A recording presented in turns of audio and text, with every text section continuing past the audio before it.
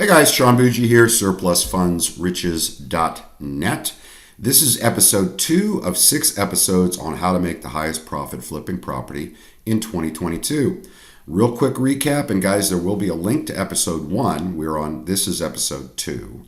There will be a link in the description to episode 1 video as well. I would highly recommend you go and review that either before or after seeing this video. In this one, we're going to cover how to get money, or rather how to get property for the least amount of money, the documents and the methods you're going to use. And no, guys, assignments or subject to contracts are not the way. Really quickly, here is an overview of episode 1. All right, so in episode 1, we covered the 3 M's. This is, again, your targeting. You're looking for motivation, you're looking for market, and you're looking for margin. I taught you guys how to target those properties. So here in episode 2, we're going to talk to you guys about getting it for pennies on the dollar and the documents and the methods you're going to use. If you haven't already, again, review episode 1. We dumpster dive and go after no aggravation property. And what I mean by that, this was covered in episode 1. What I mean by that is you're going after property, not commercial property. I'll touch on this in a second. Not commercial and not vacant land. You're going after stuff that's falling into the dirt. The stuff that's junk, but it has its hookups in residential property. As far as no aggravation, the way that we do it, guys, is we're going after property where we can get it cheap enough just prior to a tax sale and then flip that to an investor for cash in a matter of weeks. And by doing so, we can, well, first of all, we can double our money.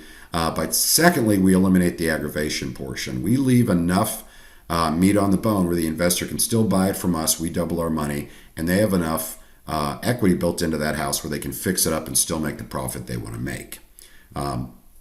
It's very important, of course, that you research debt because you're buying it pre-foreclosure. That's a big, big deal. Any debt currently against that property is going to remain. So we're going to touch on that too.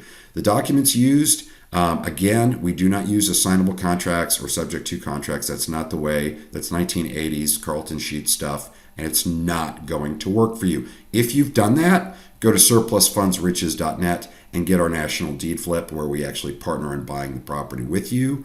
All you got to do is basically bird dog it with some basic research, and that's going to make you a heck of a lot more money than what you're doing now trying to wholesale. Documents are always about control, guys. You got to control the property, the terms, and therefore the profit. All right, so you're going to buy the following type of property. Residential, again, not commercial, not raw land, property with a structure, utility hookups in place. That's what you're looking for. Condition does not matter. Review episode 1 and the 3 M's, of course. You're dumpster diving. Use the formula we gave you in the margin section of episode 1. 0 aggravation, highest net. That formula is going to be huge for you determining which properties to go after. Research the debt. We're going to give you a link in the description that covers that. It's a title work portion of a video I put together teaching people how to go after surplus funds, but it will work to show you guys how you check debt as recorded in the land record or register of deeds department with the county. We'll cover the approach you're going to use when contacting owners in episode 3. So researching the debt, guys, you're buying property going to auction for past due taxes. Many investors assume that past due taxes are the only debt that needs to be paid off to buy the property before the sale. That's untrue. Examples of debt that may also be against the property include mortgages, liens, equity loans, also called HELOC loans, IRS or state income tax liens, and active judgments against the current owner that are recorded in the same county. All that would also have to be paid off. So you got to check for that to make sure it's not going to kill your profit margin. It's easy to research debt against the property, guys. Mortgages and liens on 99% of the counties use the Register of Deeds Department. I have a training video on working that. This same link that you see here, is going to be available in the description section. You're going to go to 18 minutes and 45 seconds to start watching the title information. The link will also be in the description below again. As for researching judgments, that usually requires you use a public access computer inside the county courthouse. Unless you have something like a TLO or something that gives you accurate read on judgments against the person recorded in the same county. If you're working remotely, you can have a title search person do that non-certified title, usually for about $100 if you've gotten to that point where you're ready to pull the trigger. The documents used. We use 2 documents in these deals. We email a mobile notary these documents if you're outside of the area, and we include a FedEx return label to send those back to us, because we're usually, guys, we're on a tight deadline. We're about to go to foreclosure for past due unpaid taxes. Of course, we have pictures taken by a third party if we're working the property out of our area. Those documents include a quitclaim deed from the owner to our company. They have to sign it. If you're buying it as an individual, you can do that too. We will have to pay off the taxes in order to stop the tax deed sale, so we have to record this. First, we have to record the quitclaim deed. I'm not going to pay off taxes on a property I don't owe, or own rather. You don't want to pay off debt on property you don't own. You guys are using assignable subject to methods, have zero control. Notes about the quitclaim real quick.